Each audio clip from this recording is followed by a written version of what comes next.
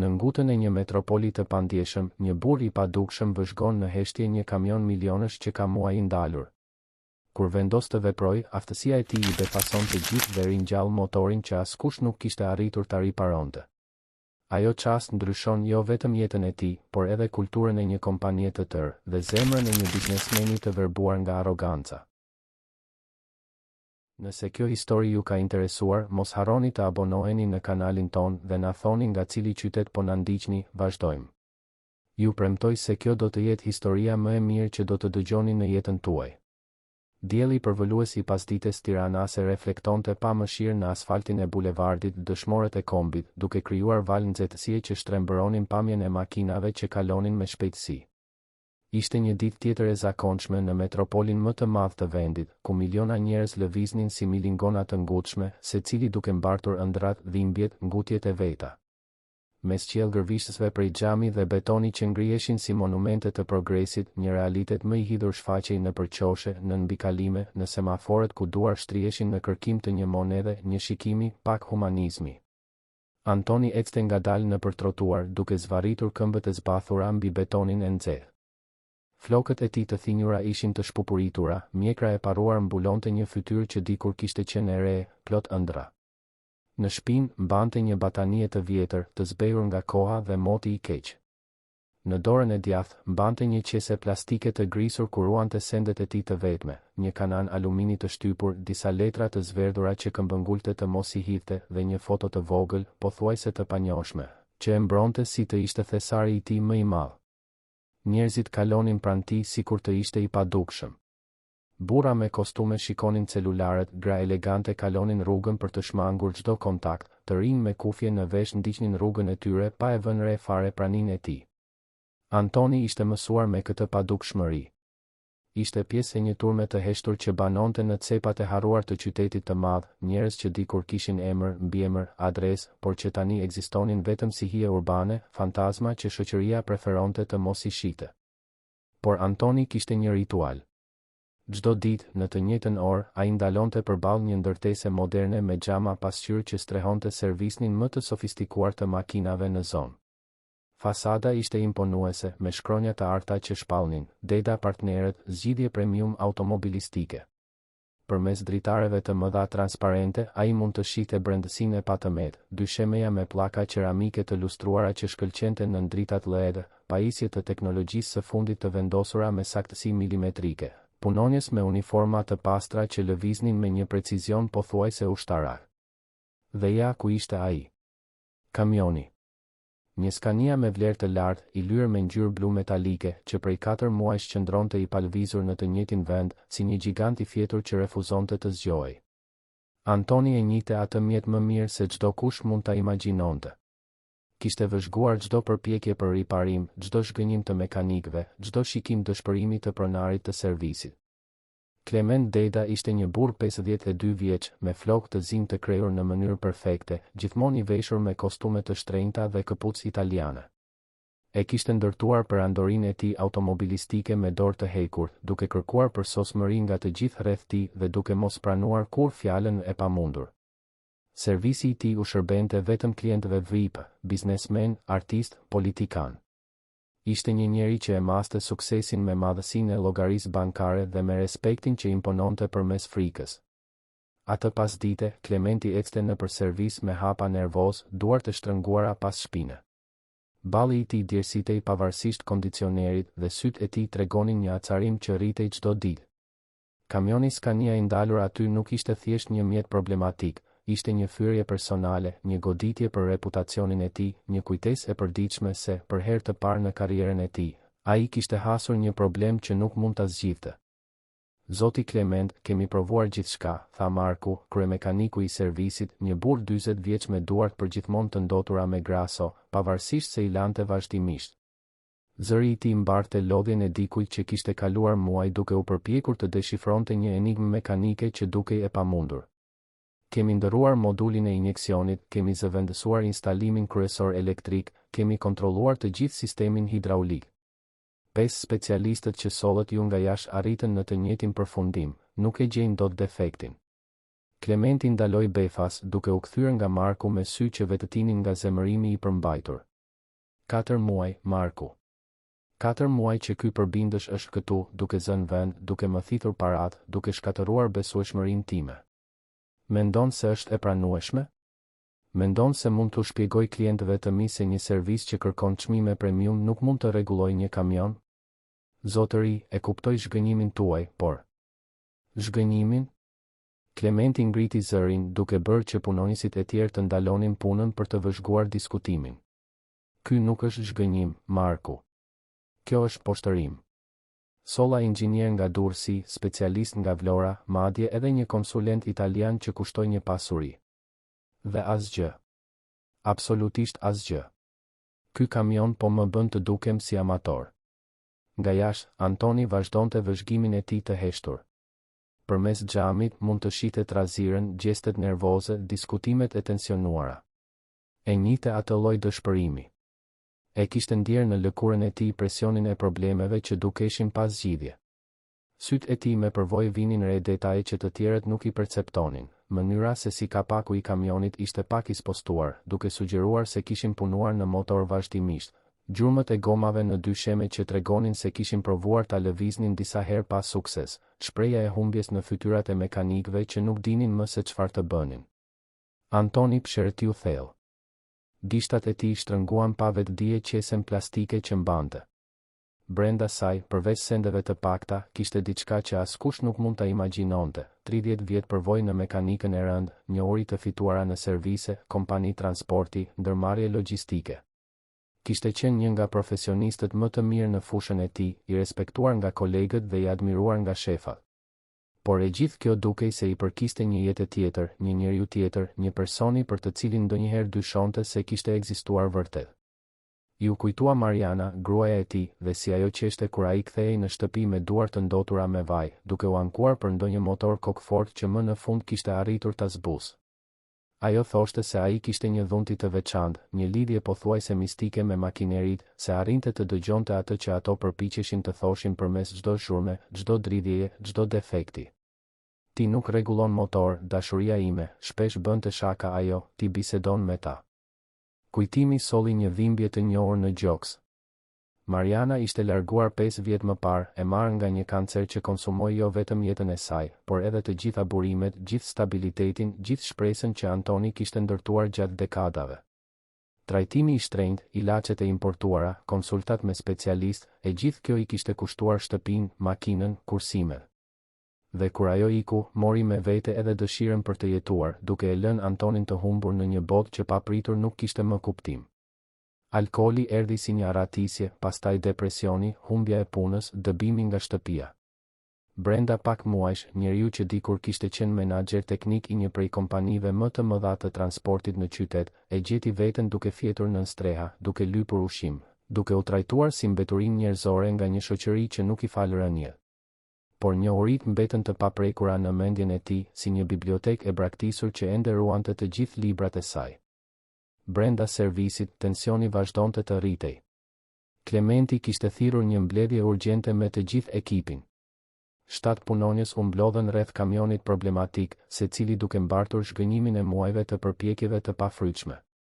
Zotërin, filloi Klementi, zëri i tij tani i ftohtë dhe i kontrolluar, jemi përballë një situate të papranueshme. Ky mjet erdhi këtu me një problem në dukje të thjeshtë, dështim në injeksionin elektronik. 4 muaj më vonë, kemi shpenzuar më shumë se 50.000 euro për pjesë, konsulenca dhe punë të specializuar. Dhe rezultati? 0. Kamioni vazhdon të jetë i vdekur. Marceli, një mekanik i ri 28 vjeç, guxoi të ngrinte dorën. Zoti Klement, ndoshta është koha të pranojmë se disa probleme janë të pamundura për t'u zgjidhur. Kam parë raste të tilla në servise të tjera. Të pamundura? Klementi eci derisa u gjend ballë për ballë me mekanikun e ri. Që kur e pranoj unë fjalën e pamundur në këtë servis? Që kur i ulim standardet tona për të pranuar humbjen? Heshtja u vendos në ambient. Të gjithë e dinin se Klementi ishte në një presion të madh.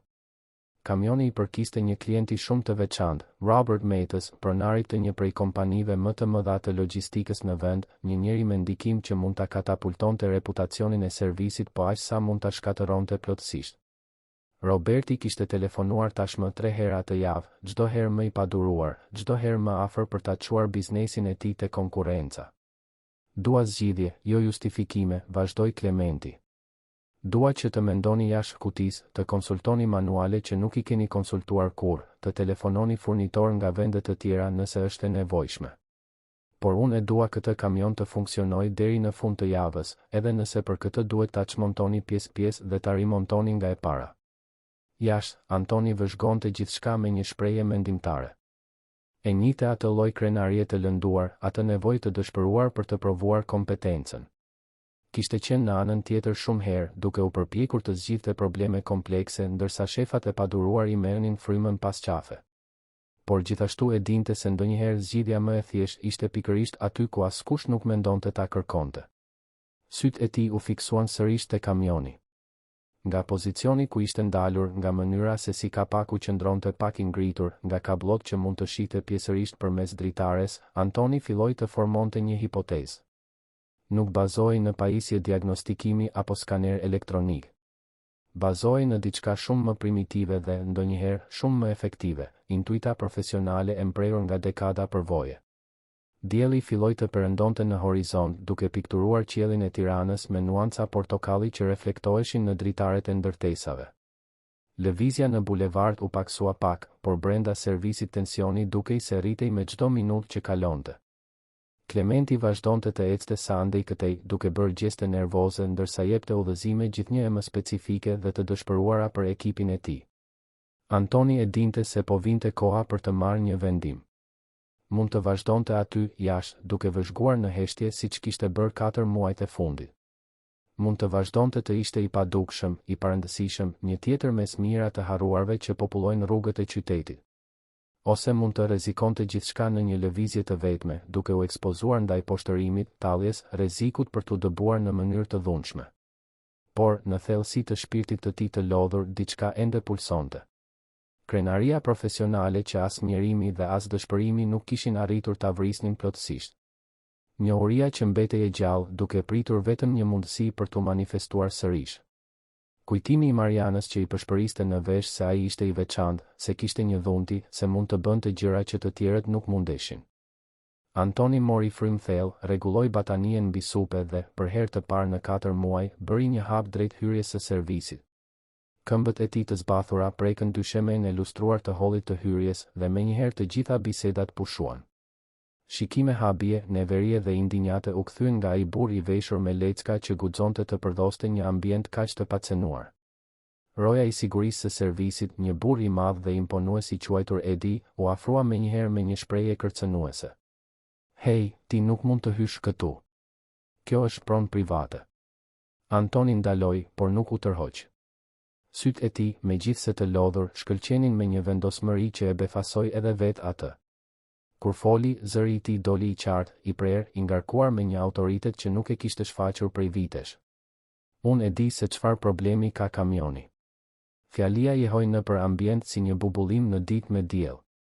Clementi, që ishte në fund të servisit, u kthye befas. Mekanikët ndaluan punën.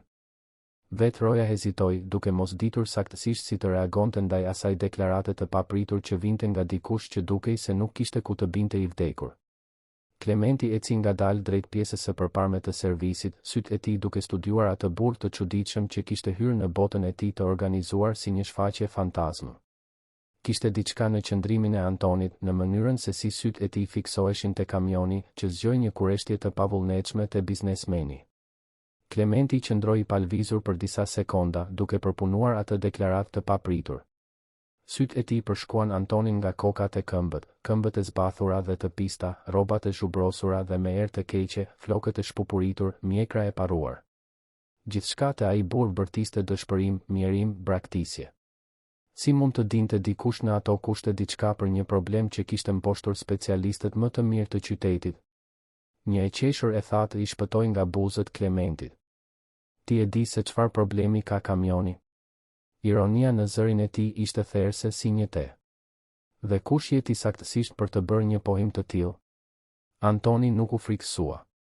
Gjatë viteve që jetonte në rrugë, ishte përballur me situata shumë më të këqija se sa përbuzja e një biznesmeni arrogant. Sytë e tij mbetën të fiksuar te ata të Klementit dhe kur foli, zëri i tij mbarte durimin e dikujt që kishte mësuar se nxitimi shërbente vetëm për të shtuar gabimet. Emri im është Anton Gjoni. Kam punuar për 15 vjet te transporti Shqiponia si menaxher teknik i divizionit të mjeteve të rënda. Jam specializuar në motor Scania, Mercedes dhe Volvo. I njoh këta motor si pëllëmbën e dorës. Heshtja që pasoi ishte ndryshe nga e para. Kishte diçka në mënyrën se si Antoni fliste, në saktësinë e fjalëve të tij, në sigurinë me të cilën përmendte terma teknik që bëri që edhe Klementi të hezitonte. Por biznesmeni e kishte ndërtuar reputacionin e tij duke mos treguar kur dobësi, duke mos pranuar kur se mund të ishte gabim. Transporti Shqiponia. Klementi kryqëzoi krahët duke mbajtur qëndrimin sfidues. Nuk kam dëgjuar kurrë. Dhe edhe sikur të ishte e vërtet, çfarë do të bënte një ish punonjes i një kompanie, çfarë do duke jetuar në rrugë? Pyetja e goditi Antonin si një grusht në stomak. Për një çast, maska e tij e sigurisë u drodh, duke zbuluar dhimbjen e thellë që mbante. Por ai kishte ardhur atje me një qëllim dhe nuk do të lejonte që e kaluara ta pengonte të përpiqej të rifitonte një pjesë të dinjitetit të tij të humbur. Jeta ndonjëherë na çon në rrugë që nuk i zgjedhim, u përgjigj Antoni, zëri i tij pak më i ulët. Por njohuria nuk humbet. Makineritë vazhdojnë të jenë të njëjtat, problemet vazhdojnë të kenë zgjidhje. Dhe ai kamion atje ka një problem që ju nuk po e shihni sepse po kërkoni në vendin e gabuar. Marku, kryemekaniku, që kishte qëndruar në heshtje deri atëherë, bëri një hap përpara. Kishte diçka te ai burr me lecka që i zgjonte kurreshtjen profesionale. Gjatë gjithë karrierës së tij, kishte mësuar të dallonte kur dikush e kuptonte vërtet mekanikën, dhe diçka në mënyrën se si Antoni shikonte kamionin sugjeronte njohuri të vërteta. Çfarë lloj problemi? Pyeti Marku, duke injoruar shikimin qortues që Klementi i hodhi.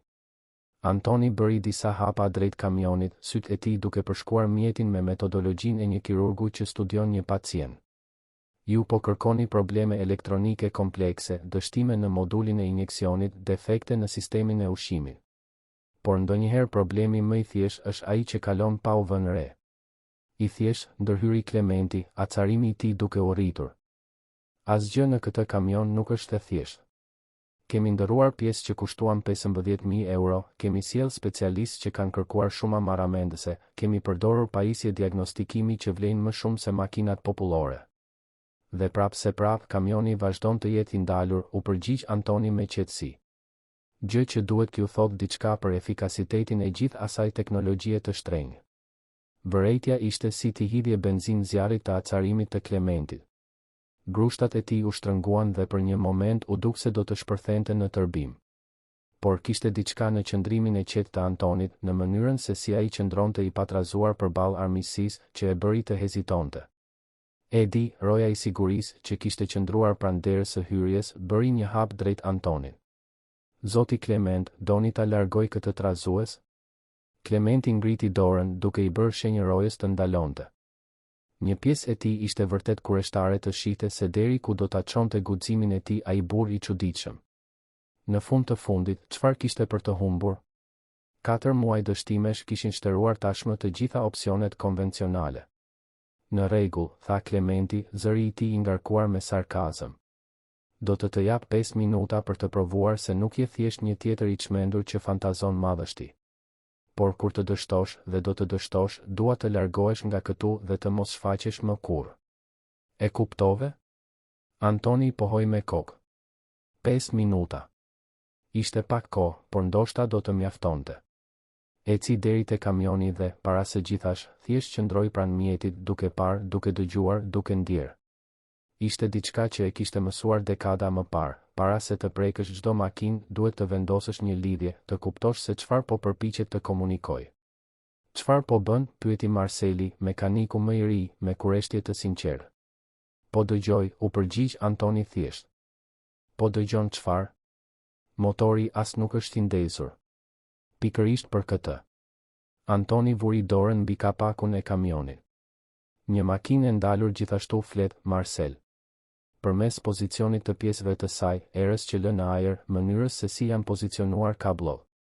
Sa herë keni provuar ta ndizni këtë motor javët e fundit? Marku u përgjigj, çdo ditë, të paktën 3 ose 4 herë. Dhe cila ishte sjellja? Nisej por fikej menjëherë? Nuk nisej fare? Bënte ndonjë zhurmë specifike? Nisej, punonte për disa sekonda, pastaj fillonte të mbytej dhe fikej, shpjegoi Marku, i intriguar nga saktësia e pyetjeve. Antoni pohoi me kokë, sikur ky informacion të konfirmonte ndonjë dyshim. Eci rreth kamionit duke u përkulur në disa pika specifike, duke vëzhguar detaje që në dukje nuk kishin asnjë kuptim për të tjerët, por që për të tregonin një histori të qartë. Mund të shoh poshtë kamionit? Pyeti. Klementi u fri me padurim. Mund të bësh çfarë të duash, për sa kohë që pushon së më humburi kohën me këtë teatr.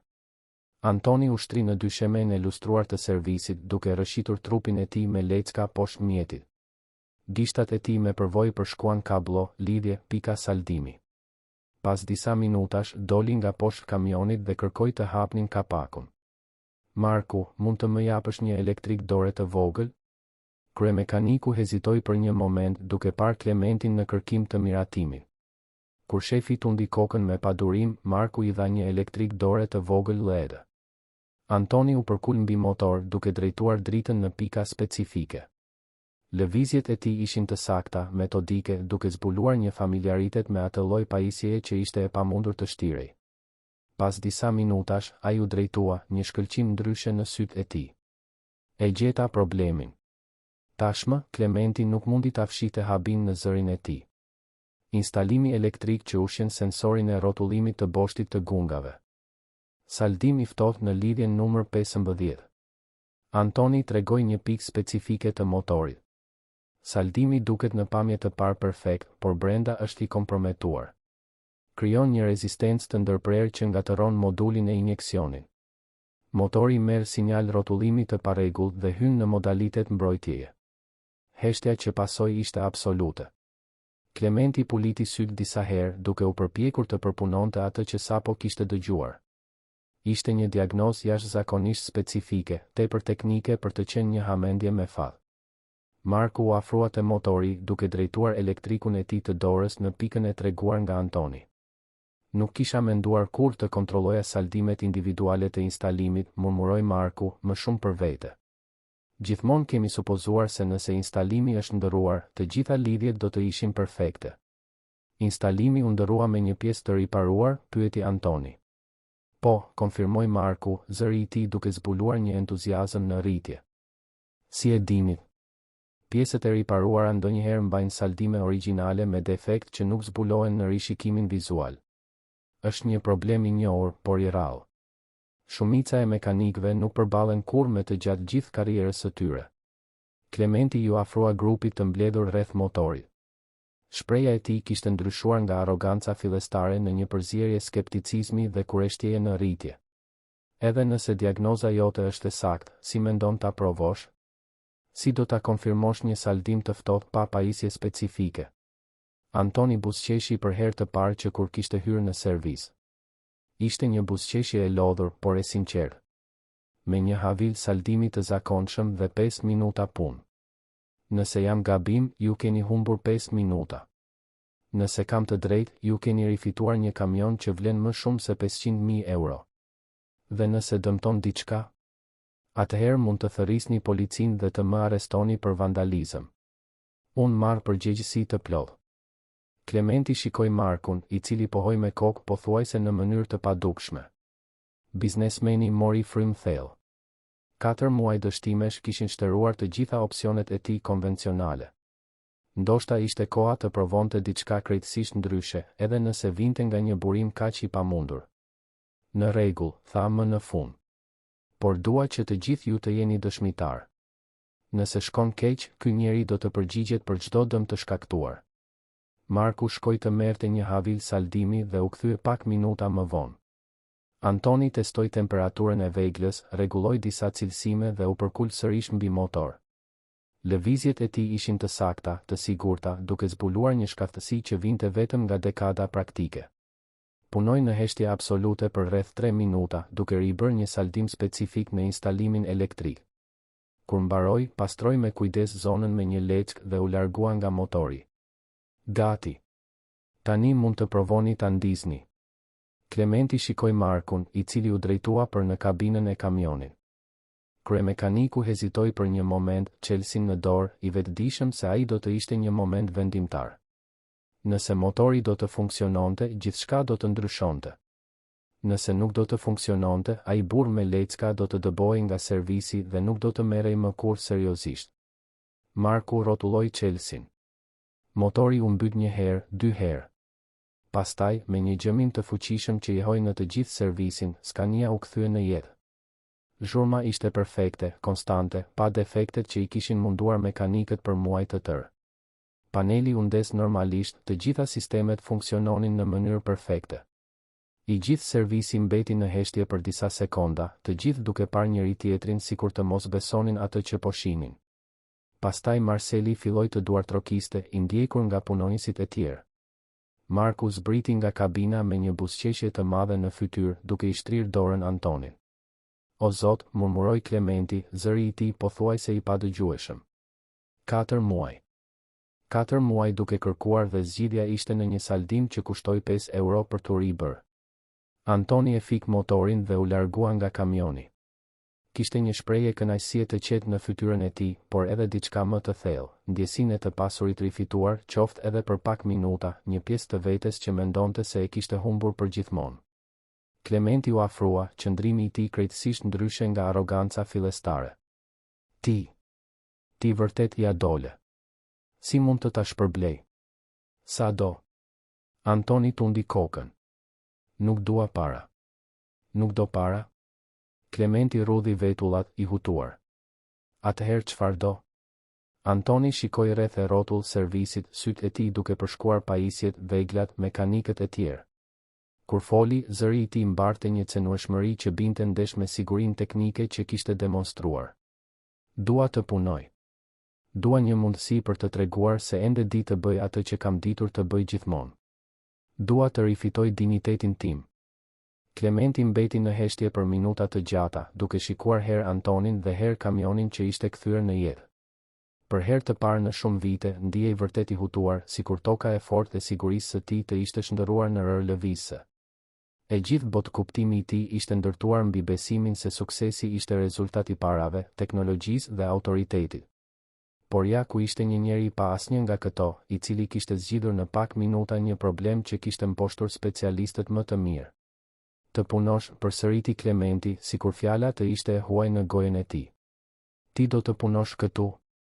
Po, u përgjigj Antoni thjesht. E di që pamja ime nuk frymëzon besim, e di që kam shumë për të provuar. Por më jep një shans. Një javë. Nëse nuk tregoj vlerë, mund të më pushosh nga puna pa asnjë detyrim. Clementi shikoi rreth servisit. Punonisit e tij vëzhgonin skenën me një përzierje admirimi dhe kurreshtjeje. Marku ishte dukshëm I impresionuar, Marceli duke I magjepsur, dhe madje edhe Edi, roja I sigurisë, kishte humbur qëndrimin e tij armiqësor fillestar. Por të pranoje Antonin do të thoshte shumë më tepër se sa thjesht t'i jepje punë një të pastreu. Do të thoshte të pranoje se kishte qenë gabim për shumë gjëra. Ti nuk ke dokumente, nuk ke adresë, me siguri nuk ke llogari bankare, tha Clementi, më shumë duke menduar me zë të lartë se sa duke pyetur. I kam dokumentet, u përgjigj Antoni, duke nxjerrë nga qesja plastike një librezë pune të vjetëruar dhe një kartë identiteti të rrudhur. Për sa I përket pjesës tjetër, mund ta zgjidh shpejt nëse kam mundësi. Clementi mori dokumentet duke I ekzaminuar me kujdes. Anton Gjoni, 51 vjeç, nga Shkodra. Libreza e punës tregonte vërtet një histori të qëndrueshme në fushën e mekanikës së rëndë, me regjistrimin e fundit të datuar 5 vjet më parë te transporti Shqiponia. Gjithçka përputhej me atë që burri kishte pohuar. Marku, thiri Clementi, ke dëgjuar ndonjëherë për transporti Shqiponia? Kryemekaniku kruajti mjekrën. Po, zoti Clement. Ishte një kompani e madhe, e specializuar në transportin e ngarkesave të rënda. U mbyll rreth 4 vjet më parë, nëse nuk gaboj. Probleme financiare. Antoni uli pak kokën. Kujtimi I falimentimit të kompanisë ku kishte dedikuar vitet më të mira të jetës së tij ende I dhimbte. Por jo për shkak të punës së humbur, në atë kohë Mariana ishte tashmë e sëmurë dhe ai kishte zgjedhur të kujdesej për të me kohë të plotë. Dhimbja vinte nga fakti që një vend ku ishte respektuar dhe vlerësuar thjesht kishte pushuar së ekzistuari, duke marrë me vete një pjesë të rëndësishme të identitetit të tij profesional. Në rregull, tha Klementi më në fund. Por ka kushte. E para, ke nevojë për rroba të përshtatshme, një dush, një vend për të qëndruar. Nuk mund të kem një punonjës me këtë pamje në servisin tim. E dyta, periudhë prove një javë. E treta, i përgjigjesh drejt për drejt Markut dhe ndjek të gjitha rregullat e kompanisë. Antoni ndjeu zemrën t'i rritë shpejt. Kishte shumë kohë që nuk e ndjente atë përzierje lehtësimi dhe ankthi që vinte me perspektivën e një mundësie të re. I pranoi të gjitha kushtet. Klementi pshërtiu, ende jo plotësisht i bindur se po bënte gjën e duhur. Marku, çoje të blej rroba pune. Përdor kartën time të korporatës. Pastaj, shoqëroje të gjej një vend për të qëndruar përkohësisht. Nesër në 7 të mëngjesit dua ta shoh këtu, gati për punë. Po, zotëri, u përgjigj Marku, i cili duke i vërtet i entuziazmuar me perspektivën e të punuarit përkrah dikujt me njohuri teknike që Antoni kishte demonstruar. 2 orë më vonë, Antoni ishte i panjohshëm. Dushi në dhomën e zhveshjes së servisit kishte zbuluar një burr që, pavarësisht 51 viteve dhe shenjave të jetës së vështirë, ende ruante qëndrimin dhe dinjitetin e dikujt që ishte respektuar profesionalisht. Rrobat e reja të punës, pantallona blu të errëta, këmish me logon e servisit, çizme sigurie, transformuan plotësisht pamjen e tij. Flokët e tij, të prerë nga një berber që Marku njihte, ishin tani të thinjura por të rregulluara mirë. Dukesh si njeri tjetër, komentoi Marceli kur Antoni u kthye në servis. Ndihem si njeri tjetër, u përgjigj Antoni, zëri i tij i ngarkuar me emocion. Ishte hera e parë në vite që shihej në pasqyrë dhe ndjente diçka të ngjashme me krenarin për veten. Klementi vëzhgonte gjithçka nga larg, duke luftuar me një përzierje të ngatëruar ndjenjash. Një pjesë e tij ishte e impresionuar me transformimin, një pjesë tjetër pyeste veten nëse kishte marrë vendimin e duhur. Më shqetësuese akoma ishte mënyra se si punonjësit e tjerë reagonin pozitivisht ndaj pranisë së Antonit. Kishte një energji ndryshe në ajër, sikur ardhja e atij njeriu të kishte futur diçka të re në dinamikën e servisit. Atë natë, Klementi doli më vonë nga puna, siç bënte gjithmonë. Por, për herë të parë në vite, nuk shkoi direkt në shtëpi. Në vend të kësaj, ndaloi në një bar pranë servisit dhe porositi një gotë whisky. Kishte nevojë të mendonte, të përpunonte ngjarjet e ditës, të kuptonte pse ndihej kaq i parehatshëm me bujarinë e tij. Celulari i tij ra. Ishte Robert Urmeta, pronari i kamionit. Clement, si po shkon puna me Scania Anytime? Robert, Clementi mori frym thellë, kam një lajm të mirë. Kamioni yt po funksionon në mënyrë perfekte. Mund të vish ta marrësh nesër. Heshtja në anën tjetër të linjës zgjati disa sekonda. Funksionon? Pas 4 muajsh. Çfarë ndodhi? Një nga mekanikët e mi identifikoi problemin. Ishte një defekt shumë specifik që pajisjet e diagnostikimit nuk e zbulonin. Mekanik? Mendoja se i kishe shtëruar të gjitha opsionet me ekipin tënë. Klementi hezitoi. Si të shpjegonte se zgjidhja kishte ardhur nga një i pastre që e kishte punësuar disa orë më parë? Kemi një profesionist të ri. Shumë me përvojë. Shkëlqyeshëm. E dija që mund të mbështetesha te ti nesër vetë kaloj aty për të marrë mjetin dhe për të rregulluar pagesat. Klementi e mbylli telefonin dhe piu një glënjë tjetër whisky. Gënjeshtra i kishte dalë natyrshëm, por e shqetësonte. Pse ndjente turp të pranonte të vërtetën? Pse ishte kaq e vështirë të pranonte se zgjidhja kishte ardhur nga dikush që shoqëria e konsideronte të dështuar? Ndërkohë, Antoni ishte shtrirë në krevatin e thjeshtë të një hoteli të vogël që Marku e kishte ndihmuar të gjente. Ishte çatia e parë e tij në vite, krevati i parë me çarçaf të pastër, momenti i parë i privatësisë së vërtetë që kur kishte humbur gjithçka. Shikonte tavanin e errët duke i lejuar vetes të ndjente diçka që e kishte shmangur për një kohë të gjatë, shpresën. Nxori nga qesja foton e zverdhur që e mbante gjithmonë me vete. Ishte një imazh i Marianës, i bërë në Krishtlindjen e fundit që kaluan së bashku, kur ajo ende buzëqeshte pavarësisht sëmundjes. Sytë ju mbushën me lot, jo nga trishtimi, por nga një emocion kompleks që përziente mallin, mirënjohjen dhe vendosmërinë. Ja dola, dashuri, i përshpëriti fotos. Mora një shans. Do ta bëj të funksionoj këtë herë. Për ty, për mua, për të gjithë ata që ende besojnë se njerëzit mund të rifillojnë. Të nesërmen në mëngjes, Antoni arriti në servis 15 minuta para orarit. Klementi ishte tashmë atje, duke pirë kafe dhe duke vëzhguar lëvizjen e bulevardit përmes dritares. Kur pa Antonin të hynte, ndjeu sërish atë përzierje të çuditshme admirimi dhe parehatie. Mirëmëngjes, zoti Klement, e përshëndeti Antoni me respekt. Mirëmëngjes. Fjetë mirë? Fjeta, buzëqeshi Antoni. Ka kohë që nuk flija në një krevat të vërtetë. Ndershmëria e thjesht e përgjigjes e preku Klementin më shumë se sa priste. Kishte diçka në qëndrimin e Antonit, respektues por jo servil, mirënjohës por jo zvarritës, që e detyronte të rishikonte shumë nga qëndrimet e tij të zakonshme me punonjësit. Marku arriti pak minuta më vonë dhe menjëherë ju drejtua Antonit. Gati të njihesh me rutinën tonë? Dita e parë e punës së Antonit ishte një zbulim për të gjithë në servis. Ai jo vetëm që demonstronte një uri teknike të jashtëzakonshme, por edhe një metodologji pune që impresiononte për efikasitetin dhe kujdesin. Vëzhgonte çdo shërbim për disa minuta para se të sugjeronte përmirësime, bënte pyetje që zbulonin aspekte të problemeve që të tjerët nuk i kishin konsideruar, dhe trajtonte çdo mjet me respektin e dikujt që kuptonte se pas çdo makine kishte njerëz që vareshin nga funksionimi i saj. Anton, e thiri Marceli gjatë pasdites, mund t'i hedhësh një sy këtij Volkswageni? Ka problem me injeksionin elektronik dhe nuk arrit ta identifikoj shkakun.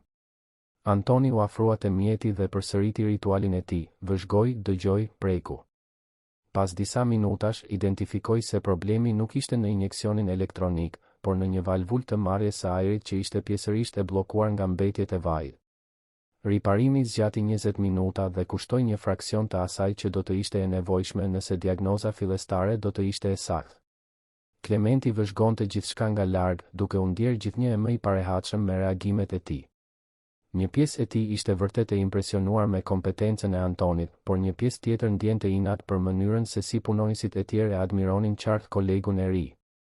Për vite me radhë, ai kishte qenë autoriteti teknik maksimal në servis, edhe pa qenë mekanik. Tani, kuptonte se kishte dik me një uri shumë më superiore se të tijat, dik që fitonte respekt me kompetencë, jo me pozitë hierarkike. Në fund të ditës së parë, Marku ju afrua Klementit. Zoti Klement, mund të flas me ju privatisht? Të dy u drejtuan për në zyrë dhe Marku mbylli derën. Doja t'ju përgëzoja për vendimin për të punësuar Antonin. Ka kohë që nuk shoh dik me kaq shumë njohuri praktike. Ai zgjidhi 3 probleme sot që me siguri do të kishin marrë ditë të tëra për t'u diagnostikuar saktë. Klementi pohoi me kokë, por shpreha e tij mbeti e tensionuar. Është një profesionist i mirë, pranoi me ngurrim. Më shumë se kaq, zoti Klement. Ai po mëson gjëra ekipit. Marceli mësoi sot një teknikë diagnostikimi që unë nuk e kisha parë kurrë. Stafi është i motivuar, punon me më shumë saktësi. Është sikur ai të ketë ngritur nivelin teknik të gjithë servisit. Klementi e dinte se Marku kishte të drejtë, por ta dëgjonte këtë me zë të lartë e shqetësonte thellësisht. Ai është thjesht një punonjës tjetër, Marku. Të mos krijojmë pritshmëri të egzageruara. Marku e vuri re tensionin në zërin e shefit dhe vendosi të mos insistonte më tej. Por, duke dal nga zyra, nuk arrinte të kuptonte pse Klementi duke i kaq i parehatshëm me diçka që ishte qartësisht pozitive për kompaninë. Gjatë ditëve në vijim, prania e Antonit në servis vazhdoi të gjeneronte transformime delikate por domethënëse. Punonjësit punonin me më shumë besim, duke e ditur se kishin dik me përvojë për të konsultuar kur ishte e nevojshme.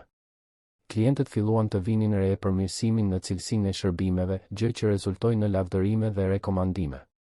Madje edhe detajet të vogla, si organizimi i veglave dhe pastrimi i pjesëve para instalimit, u përmirësuan me shembullin e Antonit. Por Klementi ndihej gjithnjë e më i izoluar. Kishte krijuar një mjedis pune të bazuar në frikë dhe hierarki të rrept, ku autoriteti i tij nuk vijej kurrë në dyshim. Tani, kuptonte se ky autoritet ishte më i brishtë se sa e imagjinonte, i mbështetur më shumë nga fuqia ekonomike se sa nga respekti i sinqert. Të shihte se si punonjësit reagonin natyrshëm ndaj leadershipit teknik të Antonit e bënte të vinte në dyshim gjithçka që kishte ndërtuar. Të njëjtën e javës së parë, një problem më serioz testoi vërtet aftësitë e Antonit. Një klient solli një kamion Mercedes me një defekt të ndërprerë në sistemin e frenave. Ishte pikërisht lloji i problemit që mund të shkaktonte aksidente të rënda nëse nuk zgjidhej siç duhet. 3 mekanik ishin përpjekur të identifikonin shkakun, por defekti ndodhte vetëm sporadikisht duke e bërë diagnozën jashtëzakonisht të vështirë. Antoni kaloi gjithë mëngjesin duke studiuar mjetin, jo vetëm frenat, por të gjithë sistemin hidraulik dhe elektrik të lidhur me to. I kërkoi klientit të përshkruante në detaje kur dhe si ndodhte defekti, çfarë lloj ngarkese transportonte kamioni, çfarë rrugësh bënte zakonisht. Pastaj doli për një provë në rrugë me mjetin, diçka që mekanikët e tjerë nuk e kishin bërë. 2 orë më vonë u kthye me diagnozën, një sensor presioni i sistemit ABS funksiononte me ndërprerje për shkak të një problemi me tokëzimin.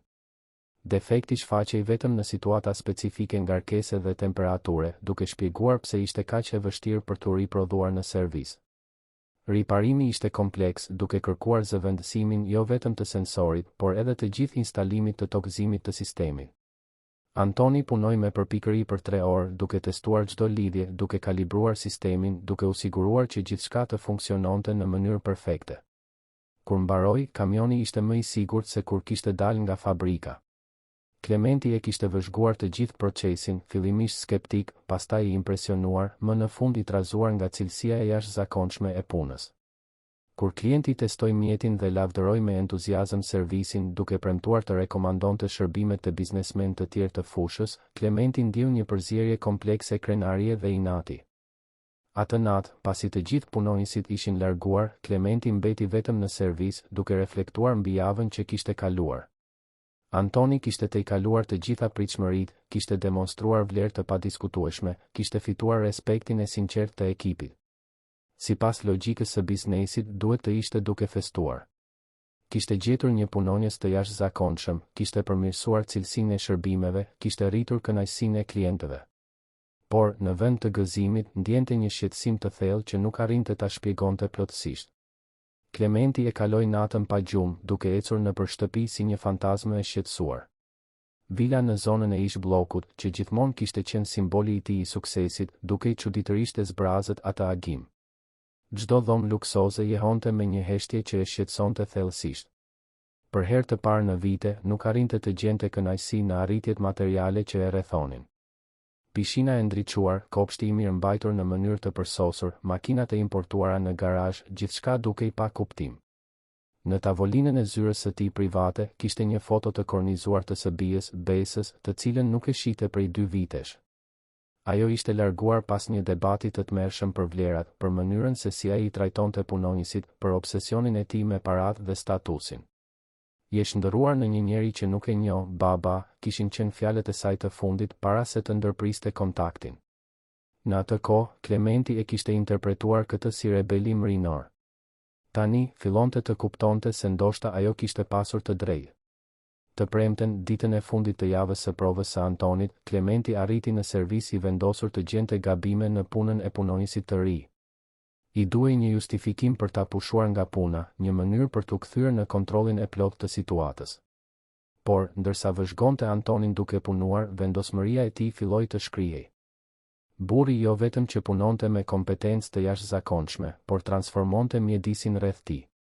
U mësonte me durim kolegëve më të rinj, zgjidhte konfliktet me diplomaci, mbante zonën e tij të punës të organizuar në mënyrë të përsosur.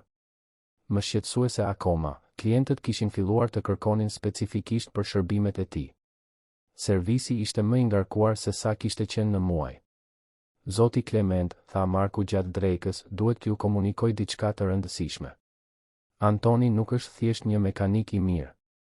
Ai po revolucionarizon mënyrën tonë të punës. Dje, ai më mësoi një teknikë diagnostikimi që do të na kursej orë të tëra pune në raste komplekse. Stafi po mëson, po motivohet.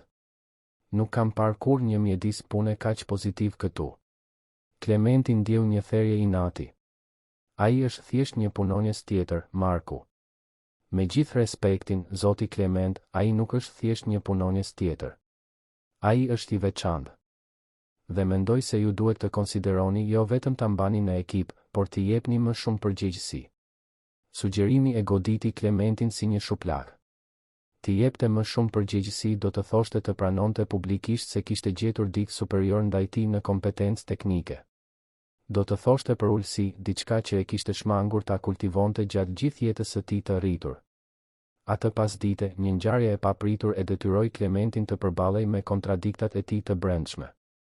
Robert Meta arriti në servis për të marrë kamionin e tij, por edhe për të takuar personalisht mekanikun që kishte zgjidhur problemin që kishte mposhtur të gjithë specialistët. Clement, dua ta takoj këtë profesionist të jashtëzakonshëm që ke punësuar, tha Roberti, duke zbritur nga bëmja e tij e blinduar. 4 muaj problemi zgjidhur në 20 minuta? Kjo është genialitet. Clementi ndjeu stomakun t'i shtrëngoi. Nuk kishte si ta shmangte prezantimin. Robert, ky është Anton Gjoni, specialisti ynë për motoret e rëndë. Roberti i shtriu dorën me entuziazëm Antonit. Kënaqësi e madhe. Clementi më tregoi për kompetencën tënde teknike. Ku ke punuar më parë? Transporti Shqiponia, u përgjigj Antoni thjesht. 15 vjet si menaxher teknik. Shqiponia? E kam njohur mirë pronarin, Petrit Hoxhën. Kompani serioze, profesionist të klasit të parë. Roberti shikoi Clementin me miratim. Ke peshkuar një peshk të madh, miku im. Clementi sforcoi një buzëqeshje, por mendja i ishte në kaos. Po gënjente duke heshtur, duke fshehur historinë e vërtetë të Antonit, duke pretenduar se kishte qenë një punësim strategjik i planifikuar. Hipokrizia e situatës e shqetësonte thellësisht. Pasi Roberti u largua, duke lavdëruar me entuziazëm shërbimet e servisit dhe duke premtuar të sillte klient të rinj, Clementi u mbyll në zyrën e tij. Duhej të hetonte. Duhej të dinte saktësisht kush ishte Anton Gjoni, cila ishte historia e tij e vërtetë, si një njeri kaq kompetent kishte përfunduar në rrugë. Telefonoi një detektiv privat që e përdorte ndonjëherë për të hetuar punonisit. Dua një raport të plot për një njeri të quajtur Anton Gjoni, ish punonjës i Transporti Shqiponia. 3 ditë më vonë, raporti arriti në zyrën e tij. Clementi hapi zarfin me duar nervoze dhe filloi të lexonte. Ndërsa përparonte në përfaqe, shpreha e tij ndryshonte nga kureshtja në tronditje, nga tronditja në diçka që mund të përshkruhej si turp i thellë. Anton Gjoni kishte qenë vërtet menaxher teknik i Transporti Shqiponia, një nga kompanitë më të respektuara të logjistikës në Tiranë. Reputacioni i tij profesional ishte i patëmet, çmimet e ekselencës teknike, kurse specializimi jashtë vendit, letra rekomandimi entuziaste. Kishte qenë i martuar me Mariana Gjonin, mësuese fillore, për 22 vjet. Por pjesa më prekse e raportit ishte historia e viteve të fundit. Mariana kishte zhvilluar një lloj të rrallë leucemie që kërkonte trajtim eksperimental të kushtueshëm. Antoni kishte shpenzuar të gjitha kursimet e tij, kishte shitur shtëpinë, makinën, kishte marrë kredi të rënda për të paguar trajtimin. Kur ajo vdiq, ai kishte humbur jo vetëm gruan, por të gjithë stabilitetin e tij financiar dhe emocional. Raporti përshkruante luftën e tij kundër depresionit, alkoolizmin që e konsumoi pas vdekjes së gruas, humbjen graduale të punës, paftësinë për të mbajtur marrëdhënie shoqërore. Brenda 2 vitesh, kishte kaluar nga një profesionist i respektuar në një të pastre, duke mbartur vetëm një qese me sende personale dhe një foto të gruas së ndjer. Clementi mbaroi së lexuari me lot në sy. Nuk ishin lot keqardhjeje, por njohjeje. Ishte përballë një njeriu që kishte sakrifikuar gjithçka për personin që donte, që ishte përballur me humbje që ai as nuk mund t'i imagjinonte, dhe që prapse prap kishte ruajtur dinjitetin dhe kompetencën e tij profesionale të paprekur. Më shumë se kaq, edhe pse ishte trajtuar nga shoqëria si mbeturim njerëzore, Antoni nuk shfaqte hidhërim apo inat. Punonte me gëzim, i trajtonte të gjithë me respekt, u mësonte me durim më të rinjve. Atë natë, Clementi mori një vendim që do t'i ndryshonte jetën përgjithmonë. Thiri një mbledhje urgjente me të gjithë punonjësit e servisit për mëngjesin e ardhshëm. Ishte koha të bënte diçka që nuk e kishte bërë kurrë, të kërkonte falje publikisht dhe të pranonte gabimet e tij. Të hënën në mëngjes, të 7 punonjësit e servisit u mblodhen në sallën kryesore, qartësisht kureshtar dhe pak të shqetësuar. Clementi nuk kishte thirrur kurrë mbledhje të tilla, dhe shpreha e tij serioze i bënte të gjithë të shqetësoheshin për lajme të mundshme të këqija. Zotërin, filloi Clementi, zëri i tij pak i dridhur, e thira këtë mbledhje për të folur për ndryshime të rëndësishme që po ndodhin në kompaninë tonë. por para se të flas për të ardhmen, duhet të pranoj gabimet e së kaluarës. Heshtja në dhomë ishte absolute. Antoni, që qëndronte në këmbë pranë kolegëve, vëzhgonte Klementin me një shprehje kurreshtieje respektuese. Për vite me radhë, e kam ndërtuar këtë kompani duke u bazuar në autoritarizëm, hierarki të rrept dhe duhet ta pranoj në një farë përbuzjeje për ata që i konsideroja inferior. Besoja se autoriteti im vinte nga pasuria ime, nga arsimimi im formal, nga pozita ime shoqërore. Klementi bëri një pauzë duke marrë frym thellë. Isha gabim. Marku shkëmbeu shikime të habitura me Marcelin. Nuk e kishin dëgjuar kur shefin të bënte ndonjë lloj autokritike. Ardhja e Antonit në ekipin ton më detyroi të rishikoj gjithçka që konsideroja të vërtet për kompetencën, për leadershipin, për vlerën e njerëzve. Ai jo vetëm që zgjidhi një problem teknik që na kishte mposhtur prej muajsh. Ai demonstroi se vlera e vërtetë e një profesionisti nuk qëndron te diplomat apo pamja e jashtme, por te njohuria, përkushtimi dhe karakteri. Klementi ju drejtua drejt për drejt Antonit. Anton, unë e di historinë tënde. I di humbjet që ke përjetuar, sakrificat që ke bërë për gruan tënde, mënyrën e padrejtë se si jeta të ka trajtuar. Dhe e di gjithashtu se, pavarësisht gjithë kësaj, ti ke ruajtur dinjitetin, kompetencën dhe humanizmin tënd të paprekur. Ti më ke mësuar më shumë në një javë se sa kam mësuar unë në vite suksesi biznesi. Antoni ndjeu sytë ti mbusheshin me lodh. Ishte hera e parë në vite që dikush i njihte publikisht humanizmin, që shite për te i pamje se një ish të pastreu për të parë profesionistin dhe personin që kishte qenë gjithmonë. Prandaj, vazhdoi Klementi, po zbatoi ndryshime të menjëhershme në këtë kompani. E para, fundi i mjedisit autoritar. Dua që të ndiheni të lirë të jepni sugjerime, të vini në dyshim vendime, të propozoni përmirësime. E dyta, pjesëmarrje në fitime për të gjithë punonisit me më shumë se 6 muaj punë. E treta, investim në trajnime teknike me kurse të paguara nga kompania. Salla shpërtheu në murmura habie dhe kënaqësie. Ishin ndryshime që askush nuk i priste, veçanërisht nga dikush i njohur për rreptësinë e tij. Dhe së fundi, Klementi shikoi sërish Antonin, po e promovoi Antonin në mbikëqyrës teknik, me rritje rroge përkatëse dhe pjesëmarrje të veçantë në fitime. Përveç kësaj, dua që ai të koordinojë një program trajnimi të brendshëm, duke ndarë njohuritë e tij me të gjithë ekipin. Antoni ndjeu këmbët t'i dridheshin. Për vite me radhë, kishte ëndërruar për një shans për të rifilluar, për të provuar vlerën e tij, për të rifituar dinjitetin e tij profesional. Por kur nuk e kishte imagjinuar se do të pritej me kaq shumë njohje dhe respekt. Zoti Klement, tha me zë të mbytur, nuk di si t'ju falenderoj. Por mund të premtoj se do të jap më të mirën time, gjithmonë. E di që do ta bësh, u përgjigj Klementi. Dhe ka edhe diçka tjetër. Dua të propozoj një projekt të veçantë. Anton, a njeh njerëz të tjerë në situatë rruge që kanë formim teknik? Antoni mendoi për një moment. Gjatë viteve të tij në rrugë, kishte njohur inxhinier, teknik, mësues, profesionistë të fushave të ndryshme që kishin humbur gjithçka për shkak të rrethanave të ndryshme, sëmundje, papunësi, probleme familjare, depresion. Njoh disa, po. Pse? Dua të krijoj një program të riintegrimit profesional. Të identifikojmë njerëz me kompetencë teknike që janë përkohësisht në vështirësi dhe t'u japim atyre të njëjtën mundësi që të dhash ty, a do të pranoje ta koordinoje këtë program? Pyetja e goditi Antonin si një rrufe. Jo vetëm që po merrte një shans të dytë, por edhe mundësinë për të ndihmuar të tjerët të merrnin të njëjtin shans. Ishte më shumë se sa kishte ëndërruar në momentet e tij më optimiste. Do të ishte një nder, u përgjigj duke luftuar për të përmbajtur emocionin. Muajt kaluan.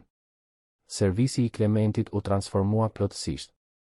Produktiviteti u rrit me 20%, kënaqësia e klientëve arriti nivele rekord, mjedisi i punës u bë shembull për kompanitë e tjera të sektorit.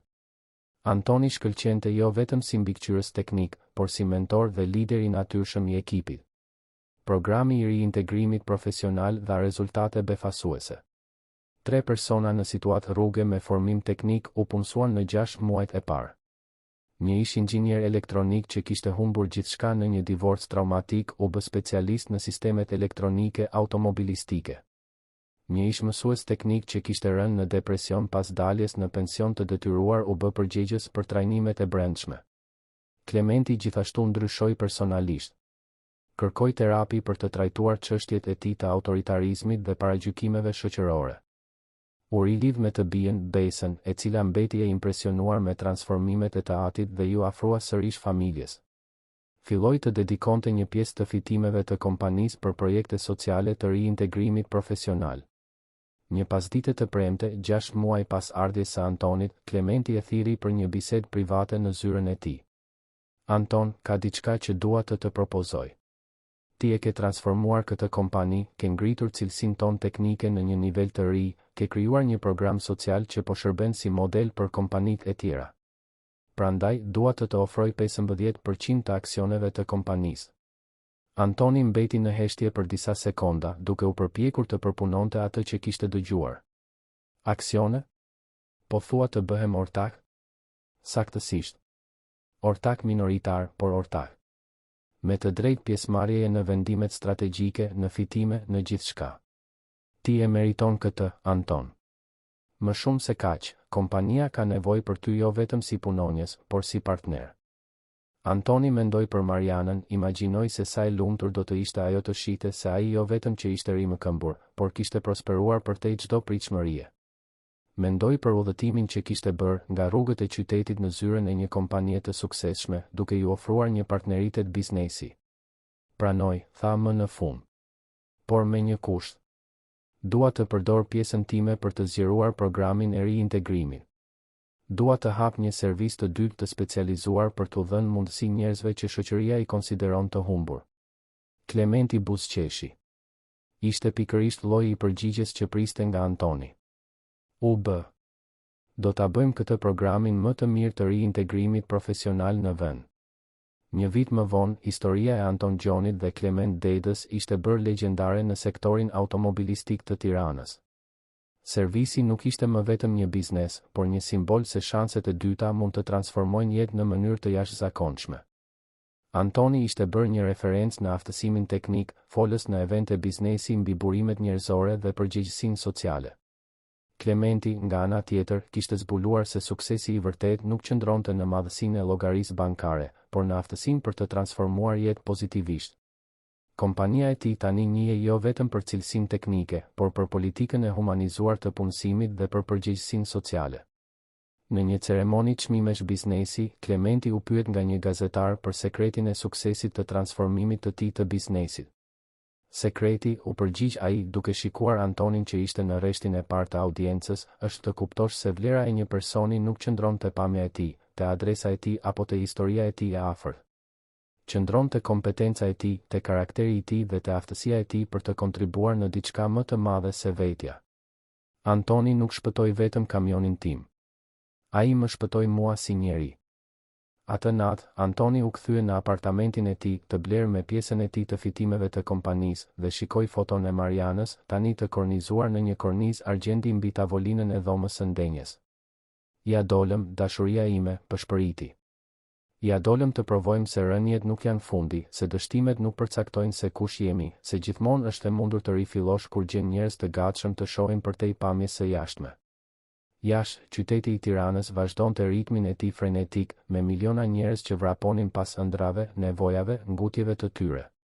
Disa kalonin pa u vënë re nëpër trotuare, duke mbartur batanie dhe qese plastike, të padukshëm për një shoqëri që preferon të mos shohë.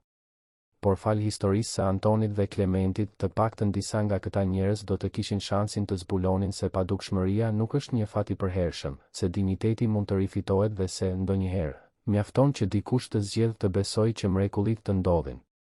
Servisi i dytë i kompanisë u inaugurua 6 muaj më vonë, i specializuar ekskluzivisht për t'u dhënë mundësi njerëzve në situatë vulnerabiliteti social me formim teknik.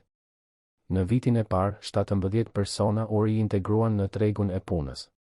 Shumica e tyre u bën punonjës shembullor, disa u promovuan në poste mbikëqyrëse, 3 hapën bizneset e tyre. Transformimi ishte bërë një lëvizje. Kompani të tjera të sektorit filluan të adoptonin politika të ngjashme. Universitetet filluan ta studionin rastin si shembull të përgjegjësisë sociale të biznesit. Programi u bë politikë publike bashkiake, pastaj shtetërore. Por për Antonin, suksesi më i madh ishte në letrat që merrte rregullisht nga njerëz që kishin arritur të riintegroheshin shoqërisht përmes programit. histori burrash dhe grash që kishin rifituar familjet e tyre, vetvlerësimin, shpresën në të ardhmen. Çdo letër ishte një konfirmim se udhëtimi i tij kishte vlejtur, se netët e ftohta në trotuare, uria, poshtërimi, gjithçka kishte shërbyer për ta përgatitur atë të ishte instrument transformimi në jetën e njerëzve të tjerë. Në një nga këto letra, një ish inxhinier ndërtimi që kishte humbur gjithçka në një mashtrim financiar dhe kishte arritur të rifillonte përmes programit shkruante: Anton, ti më ktheve jo vetëm një punë, por besimin se unë ende kisha vlerë si njeri. Faleminderit që më mësove se rënjet mund të jenë trampolina për fluturime më të larta. Klementi ruante një kopje të kësaj letre në tavolinën e tij, së bashku me 10 të tjera të ngjashme. Ato ishin bërë burimi i tij i motivimit të përditshëm, duke i kujtuar se suksesi i vërtet nuk matet vetëm me shifra, por me jetë të transformuara, me shpresa të restauruara, me dinjitet të rifituar. Servisi që dikur ishte simbol i arrogancës dhe autoritarizmit ishte bërë një fener shprese për ata që besonin se njerëzit mund të ndryshojnë, se shanset e dyta funksionojnë, se shoqëria mund të jetë më e drejtë kur zgjedh të shohë potencialin njerëzor përtej rrethanave të përkohshme. Dhe gjithçka kishte filluar me një burr me lecka që guxoi të kalonte derën e xhamit të një servisi luksos dhe të thoshte, thjesht, unë e di se çfarë problemi ka kamioni. Të dashur dëgjues, shpresojmë që udhëtimi i Antonit dhe Klementit t'ju ketë prekur thellësisht zemrat, ashtu siç preku tonat gjatë krijimit të këtij rrëfimi. Kjo histori na kujton se brenda çdo personi ekziston një potencial i jashtëzakonshëm që pret vetëm një mundësi për të shkëlqyer, se gjykimet e bazuara në pamjen e jashtme mund të na bëjnë të humbasim thesare njerëzore të pallogaritshme, dhe se pasuria e vërtetë qëndron në aftësinë tonë për të transformuar jetë përmes dëmshurisë dhe drejtësisë sociale. Nëse jeni emocionuar me këtë histori rifillimi dhe shpengimi, mos harroni të lini pëlqimin tuaj, të abonoheni në kanalin ton dhe të ndani në komente se cili moment ju preku më shumë zemrën. Çdo ditë sjellim për ju rrëfime si ky, histori që zbulojnë anën më të bukur dhe shpresëdhënëse të natyrës njerëzore, që na frymëzojnë të jemi njerëz më të mirë dhe të ndërtojmë një shoqëri më të drejtë dhe mikpritëse. Deri në takimin ton të ardhshëm, kur do të kthehemi me një tjetër histori që me siguri do t'ju ngrohë shpirtin dhe do të rinovojë besimin tuaj te mirësia njerëzore.